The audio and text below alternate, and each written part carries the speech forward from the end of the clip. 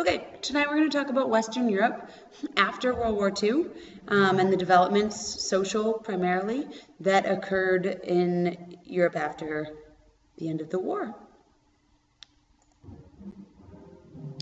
So, the resurgence of Western Europe, which means the rise of Western Europe, themes are, first, that they were able to extend democratic political systems in Western Europe. That means democracies.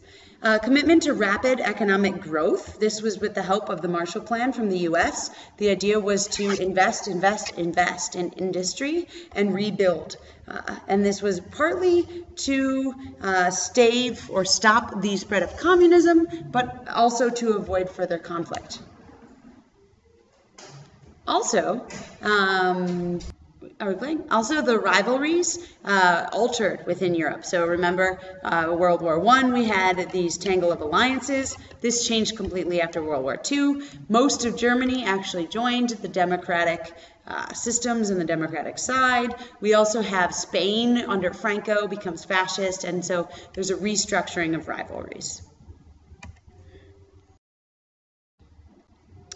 So the first idea, extension of democracy, is that there's more support in Western Europe for democratic constitutions, and there's more agreement on the need for welfare activities. You read about the welfare state, but it's the idea that the government provides aid. So food stamps, help for single parents, help for education, but the government is essentially providing supports to those in need. That's the welfare idea. And democracy promoted this, and that's one of the reasons Western Europe supported them. Think about how this is a change from previous governments in Western Europe. Think about that Napoleon was not that long ago. We had monarchs not that long ago, etc. So the welfare state. Oh, I went into it too early. The welfare state are government programs to reduce the impact of economic inequality. They're essentially programs to help the underprivileged. So this could be giving unemployment benefits when people don't have jobs, making sure that they can survive, making sure that the underprivileged have medical care, family assistance. Again, this is for single mothers, for poor parents, they can get today it would be car seats. At the time it would be maybe diapers, etc. Housing, so they had subsidized housing where the government helped pay for people's homes. This didn't totally rearrange the existing social structures. The underprivileged are going to remain underprivileged, but it helps people if something goes wrong. Their lives aren't over. They can at least get by in that short time period. This still goes on today, right? The underprivileged don't get pushed up, but we have a little bit of a larger middle class because of it, and your world is not over if you lose your job, etc. However, this is expensive for the government. They have to pay for it. So we have a political cartoon here, and the idea is we're being crippled under the welfare state, right? And that says east of Suez, the Suez Canal. I want you to think about communism and what communism provides compared to the welfare state, and what this cartoon might be kind of saying. Make a note of it. So there are challenges to stability after World War II. In the 1960s, we have civil rights movements in the U.S., which lead to decolonization movements worldwide. You have anti-war protests during the Vietnam War. The Americans are very anti the Vietnam War. You have violent protests, and there are worker protests for student and worker rights.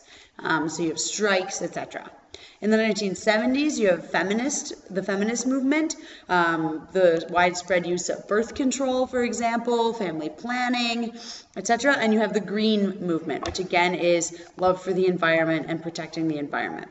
In 1980s, Margaret Thatcher, who was the British Prime Minister, and Ronald Reagan, the American president, they cut government spending on the welfare state, and they said that there would be a trickle-down economics, and that if big business had a lot of money, that money would eventually make its way down to the lower class. This philosophy is highly criticized today, but it's also what people claim is going on in the United States. So think about how these movements might relate to the shift towards a more democratic government and the creation of welfare states. Think about where welfare states lie on our spectrum, from communism all the way to capitalism, etc. Hint, they're a bit more socialist. So here's some images. You have Rosie the Riveter. What can I do? Plenty, sister. So Rosie the Riveter came around during wartime when women were needed to do men's jobs. But this time Rosie has a feminist pin. In girl power is all about women getting higher powered jobs, fighting for equal pay, fighting for Title IX like sports. Sports didn't used to be equal in high schools and funding, etc. You have leaders like Martin Luther King Jr. fighting for civil rights, which is causing unrest in the American government, in America. Diverts our president and our government's attentions from global politics to more at home. And then you have huge protests by students and primarily by students, but also in cities and war families against the war in Vietnam, which people saw as an imperialist war, and America was all against being imperialist. Bonifications of rivalries in Europe. So the goal, again, is to tie Germany's economic activity to an international framework. So it couldn't threaten peace again. So saying that if Germany relies on the stability of others, they are not going to be able to dominate the others because it would fall or weaken. So in 1958, 6 nations set up what becomes the European Union, which is quite strong today. And so that's a union of European states. Taxes or tariffs are reduced among nations who are in the European Union, and investment is encouraged. So trade is simple between the nations, and the nations encourage building companies in each other, basically, using the land from other nations to build your corporations. They shifted to a single currency, the euro, which was introduced in 1992. So if one country has an economic slide, the other countries kind of help support it. This is what's going on right now with Greece and Italy. And the European Union led to a decrease in nationalist tensions. So the whole idea of World War I and World War II was this nationalism and that our country's better than others. They tried to create a more united Europe. So there you see an image in 1992 of who was involved in the European Union. You have Germany, Denmark, Belgium, where else we have there? Netherlands, Greece, Italy, France, Spain, Portugal, Britain, France, etc. Oops. The image that just popped up below is the European currency, the euro. This creates greater economic stability. And there's a commitment to economic growth. So there's a slow period immediately after the war, followed by a major economic boom. So agricultural production, farming is greatly increased, is good for the people, good for the lower class. Food becomes cheaper.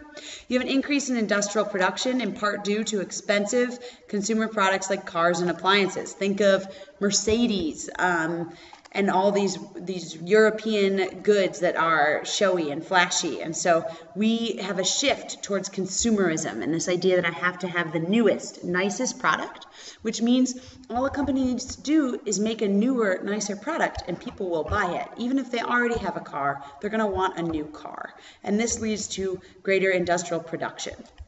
Low unemployment rates, so there's a shortage in labor, and so the idea was to increase immigration and get more workers.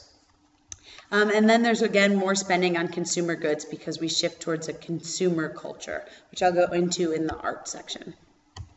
So social developments in post-World War II. This section is mostly pictures, so you need to take notes.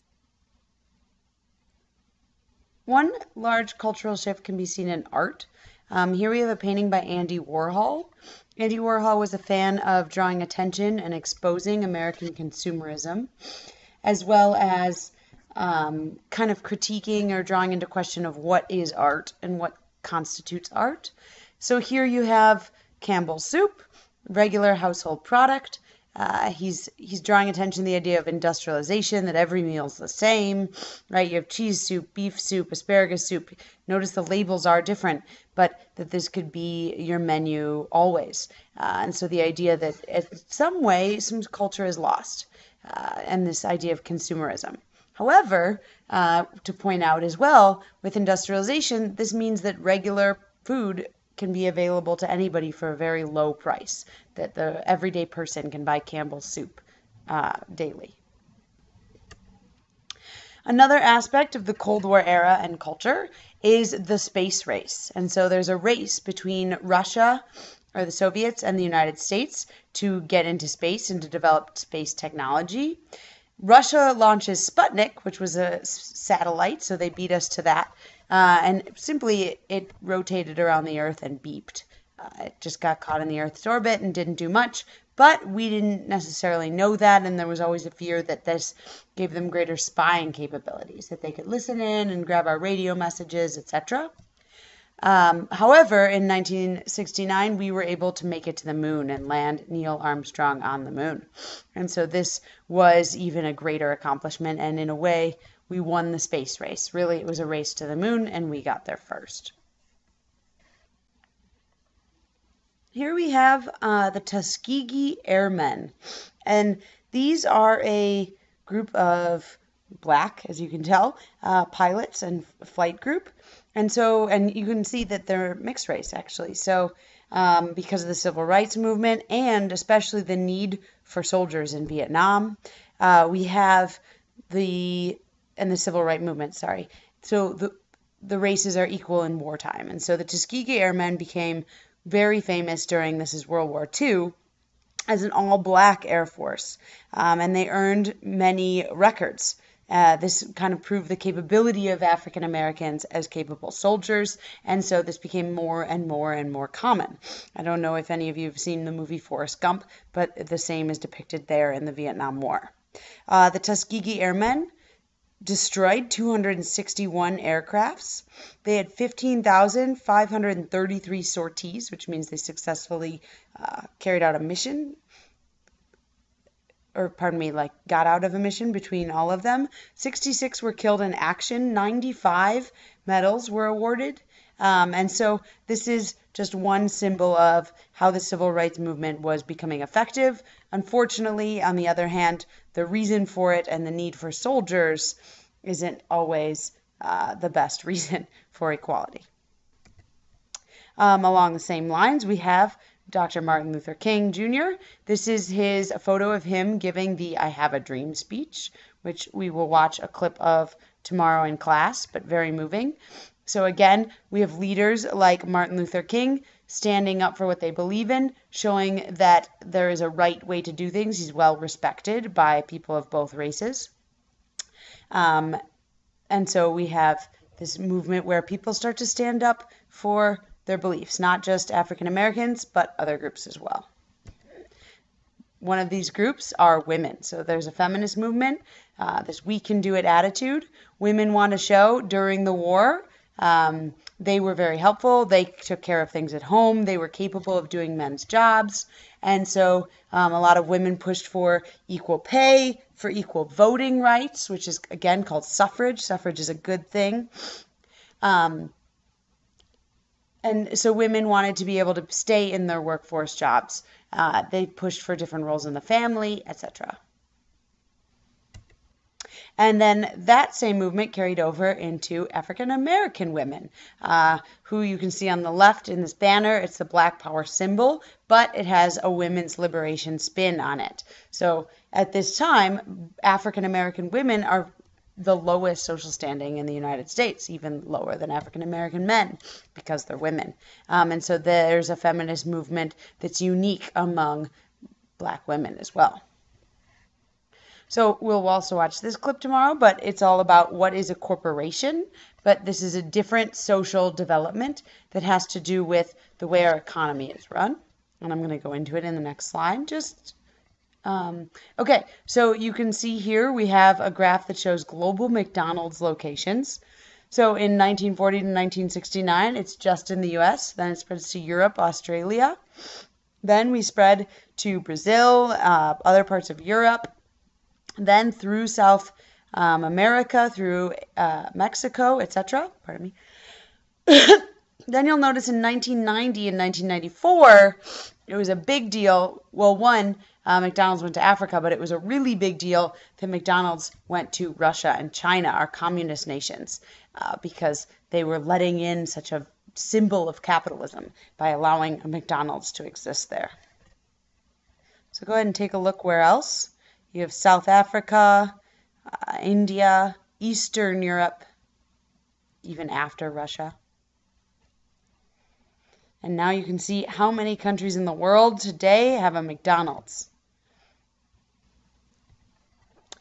Similar idea with McDonald's, Wendy's, KFC, Pizza Hut, Starbucks, Taco Bell.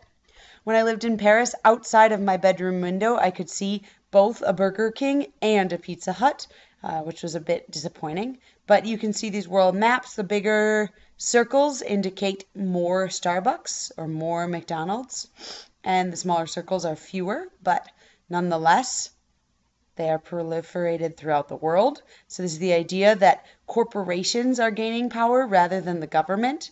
As democracy and capitalism spreads, so do our businesses and our culture, for better or for worse.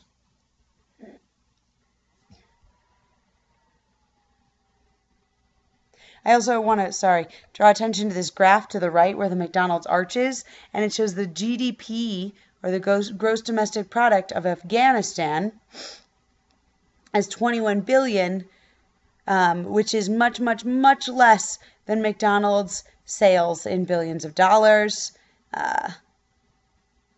and only double that of Burger King. So pretty intense.